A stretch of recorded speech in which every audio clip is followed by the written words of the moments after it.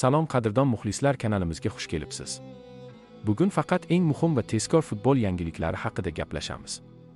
Bizni qo'llab-quvvatlash uchun obuna bo'lishni va like bosishni unutmang. Siz tayyor bo'lsangiz, biz hoziroq boshlaymiz. Gvardiola Husanov va jamoa g'alabasi haqida fikr bildirdi. Manchester City futbolchilari Londondagi Wembley stadionida bo'lib o'tgan Angliya Ligi Kubogi finalida Arsenalni 2-0 hisobida mag'lub etib, navbatdagi sovrinni qo'lga kiritdi. Ushbu g'alabadan so'ng klub matbuot xizmati bosh murabbiy Josep Gvardiolaning fikrlarini taqdim etdi.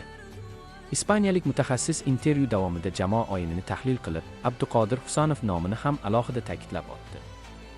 Biz eng kuchli raqibga qarshi o'z darajamizni ko'rsatdik va eng yaxshi jihatlarimizni namoyon etdik, dedi Gvardiola.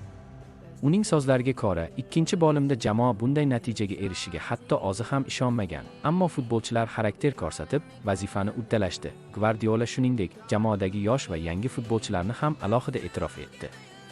U James Trafford, Abduqodir Husanov, Miko O'Reilly va Semeno kabi o'yinchilar uchun bu final muhim tajriba bo'lganini ta'kidladi. Manchesterliklar bu natija orqali o'z tarixida 9-marta Liga Kubogiga egalik qildi.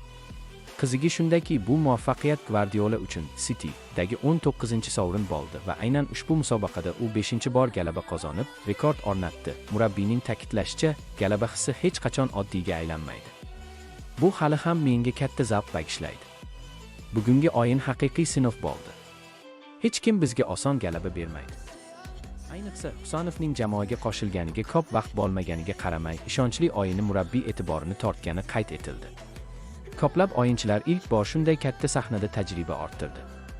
Bu juda muhim. Bu bizga o'z imkoniyatlarimizni yanada yaxshiroq tushunishga yordam beradi, dedi mutaxassis. Ispaniyalik murabbiy jamoa hali ideal holatga yetmaganini ham ochiq tan oldi. Uning fikricha, hozirgi natijalar yaxshi bo'lsa-da, City yanada yuqori darajaga chiqish uchun vaqt va barqarorlikka muhtoj. Endi jamoa xalqaro tanaffusdan so'ng yangi sinovlarga tayyorgarlik ko'radi. Oldinda Angliya Kubogida Liverpoolga qarshi muhim uchrashuv, shuningdek Premyer Ligada chempionlik uchun kurash davom etadi. Gvardiola Premyer Ligadagi vaziyatga ham to'xtalib o'tdi. Arsenal hozircha ustunlikka ega, lekin futbolda hammasi o'zgarishi mumkin. Agar ular ochko yo'qotsa, biz imkoniyatdan foydalanishga harakat qilamiz, dedi u. Xulosa qilib aytganda, Manchester City'ning ushbu g'alabasi nafaqat navbatdagi sovrin, balki yangi avlod futbolchilari uchun katta ishonch va motivatsiya manbai bo'ldi. Agar shu ruh saqlansa, oldinda yana katta yutuqlar bor. Bu faqat treyler, asosiy film hali oldinda. E'tiboringiz uchun rahmat. Futbol olamidagi eng qaynoq voqealarni biz bilan kuzatishda davom eting. Kanalga obuna bo'ling va qo'ng'iroqcha tugmasini bosib qo'ying. Ertangi yangiliklarda ko'rishguncha omon bo'ling.